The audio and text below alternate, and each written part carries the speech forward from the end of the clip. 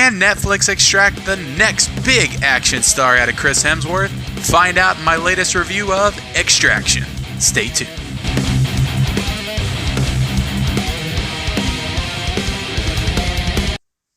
What's up, guys? Welcome to the Mid-Level Media channel. I am your mid-level critic, Ken, and I am here today to review the new Netflix original film, Extraction, starring Chris Hemsworth, directed by Sam Hargrave, and written by one half of the Russo brothers, Joe Russo. So let's go ahead and get into this synopsis and tell y'all what this film is about. So Tyler Rake, a fearless black market mercenary, embarks on the most deadly extraction of his career when he's enlisted to rescue the kidnapped son of an imprisoned international crime lord. So guys, I'm going to be honest here. When I first saw this film, and I didn't even watch the trailer because, to be honest, I didn't care that much. I looked at it as another Netflix kind of generic action film. It looks like something you would see on the straight-to-DVD shelves at Walmart, starring Bruce Willis or Sylvester Stallone or Arnold Schwarzenegger, kind of past their prime. It just looked generic. It didn't look like it was going to be that good. And I have to say, I was pleasantly surprised by this film. Is it fantastic? Is it the greatest action film of all time? No, it's not. But it is a really fun, energetic, magnificently choreographed action film. And honestly, this is probably the best action film, pure action film I've seen since John Wick Chapter 3.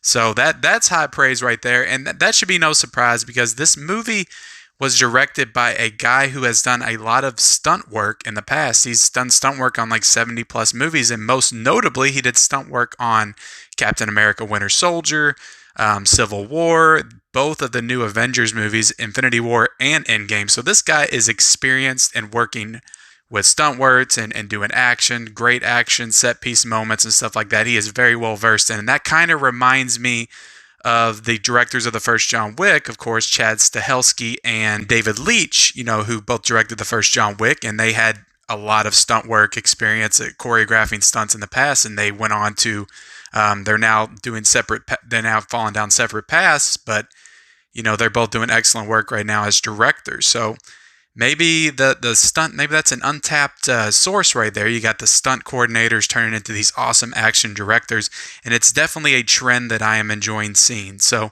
I think that Sam Hargraves, as far as the direction of the action sequences in this film, did a fantastic job.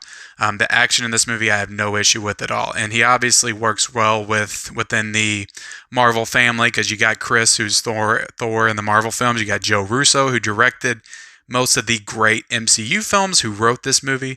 So they obviously all work together well, and I hope to see them all work together in the future. So starting things off, I'm going to talk about the really big positives of this film. And the movie's got great action. Like I said, this is probably the best action movie I've seen since John Wick 3, and that's not an exaggeration. I would describe this as kind of John Wick meets Hardcore Henry, just with the way certain things are shot, and a bit of Winter Soldier, Civil War sprinkled in there too. But I say Hardcore Henry because this movie has an incredible kind of one-shot sequence in the middle of it, and it's kind of filmed all over the shoulder. It reminded me a little bit of 1917, how that was shot, but this is very fast-paced, very frantic and kinetic action, and it kind of reminded me of Hardcore Henry in the way, because that's all first person, but this is over the shoulder. But the way it's filmed and done, it's so seamless and smooth and just so well choreographed. Like this action sequence in the beginning and the middle of the movie, it's just so well done, and it's fantastic. It's one of my favorite action scenes I've seen in a long time. But that's one part of the movie. Now this movie has different types of action. Like it goes from like a John Wick style to like an over the shoulder Hardcore Henry style, and then you get this rooftop chase sequence that reminded me a lot of Civil War. And Hemsworth, man, this guy is obviously talented. He can do everything. This guy can do comedy, he can do action, he can do drama, he can do the superhero stuff. He's endlessly talented, and that doesn't change here. This guy is a straight-up star in this movie. does a great job in the leading role. And not only is he a badass, but he carries a lot of emotional weight to his character and the backstory, which I'll go into a little later as well. And it's really cool to see him kind of progress. And like I said, I would love to see him continue working with Joe Russo, with this director, and they can make more really good action films like this. So the things I'm kind of in the middle on, guys, is the writing is very bare bones by Joe Russo.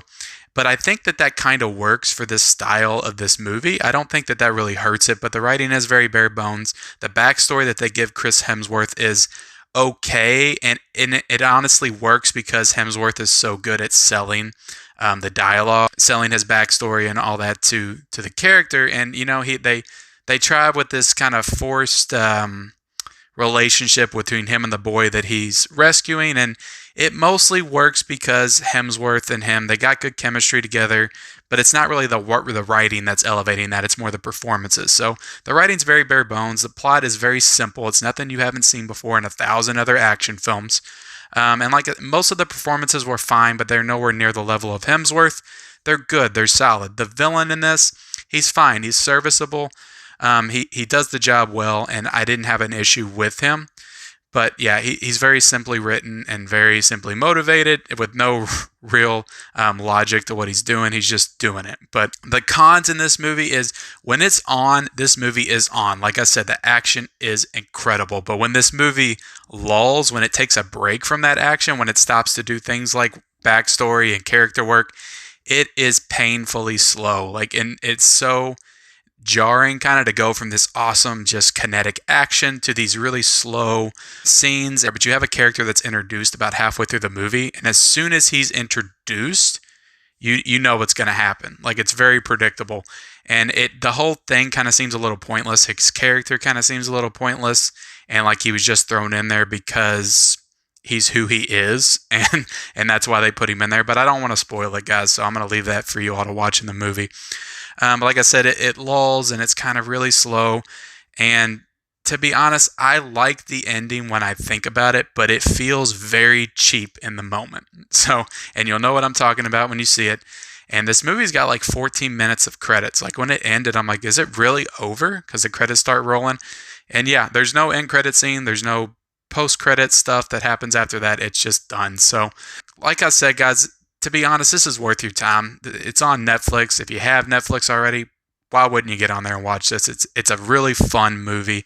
It lulls a bit in the middle. It gets a little dull when it tries to do character work and story. But when the movie is on, when it's going through its action set piece moments, it's awesome. It's incredible, and I can't say enough good things about the action and the direction, and all that stuff is great. So definitely check this out, guys. As far as a score, I'm going to give this movie an 8.75 out of 10. A really good movie. I think it's a really solid film, and it works where it needs to work, and where it doesn't, I don't think it's all that important for the kind of movie they tried to make. But when it works on insanely high levels. So I give it about an 8.75, which is a B+. So definitely check this one out, guys. Go ahead and like this video. Comment down below if you've seen the film. What are your thoughts? Subscribe to my channel, and we'll see you next time.